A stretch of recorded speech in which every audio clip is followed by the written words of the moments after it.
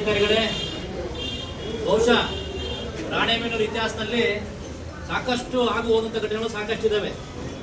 ಹಿಂದೆ ಸಾರ್ವಜನಿಕರ ಸಲುವಾಗಿ ನಾವು ಸರ್ಕಾರಿ ಆಸ್ಪತ್ರೆಯನ್ನ 4 ಎಕರೆ ಜಾಗ ವಿವಾದಾತ್ಮಕ ಸ್ಥಳ ಅಲ್ಲಿ ಮಾಡಿ ಅಂತ ಹೇಳಿದಾಗ ಅವತ್ತಿನ ಶಾಸಕರು ಸಚಿವರು ಎಲ್ಲ ಕೂತ್ಕೊಂಡು ಸರ್ಕಾರಿ ಆಸ್ಪತ್ರೆಯನ್ನ ಊರು ಹೊರಗೆ ಅಲಿಗೇರಿ ರೋಡಲ್ಲಿ ಮಾಡಿದ್ರು. ನಾವು ಆದ್ರೂ ಅಡ್ಡಿಲ್ಲ ಅಂತ ಅದನ್ನ ಮಾಡಿದಾರಲ್ಲ, ಯೋಗ್ಯ ಇದೆ ಅಂತ ನಾವು ಸುಮ್ಮನಾಗ. ಅದಾದ ನಂತರ ಆ 4 ಎಕರೆಯನ್ನ KSRTC ಬಸ್ ಸ್ಟ್ಯಾಂಡ್ ಮಾಡಿ ಅಂತ ನಾವು ಒತ್ತಾಯ ಮಾಡಿದಾಗ ಅವತ್ತಿನ ಸಮಯದಲ್ಲಿ KSRTC ಬಸ್ ಸ್ಟ್ಯಾಂಡ್ ಅನ್ನು ಕೆಡವಿ ಮತ್ತು ಹೊಸದಾಗಿ ಕಟ್ಟಿದ್ರು. ಇವತ್ತು ರಾಣೆಬೆನ್ನೂರು ತಾಲೂಕಿನ ಜನಸಂಖ್ಯೆ 2,70,000 ಜನಸಂಖ್ಯೆ ಇರ್ತಕ್ಕಂಥ ಪ್ರದೇಶ. 700ರಿಂದ 1000 ಬಸ್ಸುಗಳು ರಾಣೆಬೆನ್ನೂರು ರಾಷ್ಟ್ರೀಯ ಹೆದ್ದಾರಿಯಲ್ಲಿ ಹಾದು ಹೋಗ್ತವೆ.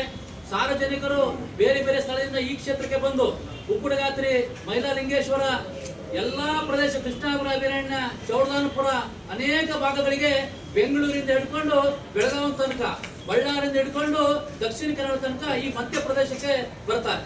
ಉತ್ತರ ಕರ್ನಾಟಕ ಹೆಬ್ಬಾಗಲು ಕೇವಲ ಹೆಸರಿಗೆ ಮಾತ್ರ. ಉತ್ತರ ಕನ್ನಡ ಅಭಿವೃದ್ಧಿ ಆಗ್ಬೇಕಂತೇಳಿ ನಾವೆಲ್ಲ ರೈತ ಸಂಘದವರು, ಅನೇಕ ಸಂಘ ಸಂಸ್ಥೆಗಳು ಸುಮಾರು 25 ವರ್ಷಗಳಿಂದ ನಿರಂತರವಾದ ಮನವಿಗಳನ್ನ ತಾಲೂಕು ಕಚೇರಿ ಕೊಟ್ಟು ಸಾಕಾಗಿದೆ. ನಾವು ಹಿಂದೆ ಕೂಡ ಹೇಳಿದ್ದೇವೆ, ಸಾರ್ವಜನಿಕರಿಗೆ ಅನುಕೂಲ ಆಗಬೇಕಾದ್ರೆ 2 ಬಸ್ ಸ್ಟ್ಯಾಂಡ್ ನಿರ್ಮಾಣ ಮಾಡಬೇಕು.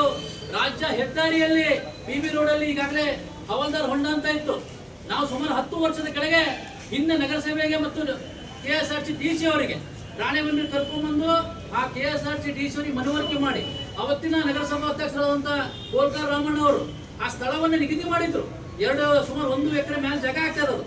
ಅಲ್ಲಿ ಒಂದು KSRTC ಬಸ್ ಸ್ಟ್ಯಾಂಡ್ ಮಾಡಿ ಅಂತೇಳಿ ರಾಜ್ಯದ ಇರ್ತಕ್ಕಂಥ ಎಲ್ಲ ರಾಜ್ಯ ಹೈವೇ ಇರ್ತಕ್ಕಂಥ ಬಸ್ಗಳನ್ನ ಅಲ್ಲಿಗೆ ತರಬೇಕು. ಸಿಟಿ ಬಸ್ಗಳನ್ನೆಲ್ಲ ಗ್ರಾಮೀಣ ಪ್ರದೇಶಕ್ಕೆ ಹೋಗ್ತದವೆ, ಅವನ್ನ ಹಳೆ ಬಸ್ ಸ್ಟ್ಯಾಂಡ್ ಅಲ್ಲಿ ಮಾಡ್ಬೇಕಂತೇಳಿ ಒತ್ತಾಯ ಮಾಡಿದ್ರು. ಅದು ಯಾವುದೇ ರೀತಿ ಕಾಮಗಾರಿ ಮುಂದುವರಿಲಿಲ್ಲ. ಎಲ್ಲ ಫೈಲ್ಗಳು ಕಸತಿಪ್ಪಿಗೆ ಬಿತ್ತು. ಈಗಲಾದ್ರೂ ಮಾನ್ಯ ತಹಸೀಲ್ದಾರ್ ಮೂಲಕ ಸರ್ಕಾರ ಗಮನ ಸೆಳೆದು ಸಾರ್ವಜನಿಕರಿಗೆ ಅನುಕೂಲ ಆದಂತ ಕೆಲಸ ಆಗ್ಬೇಕು.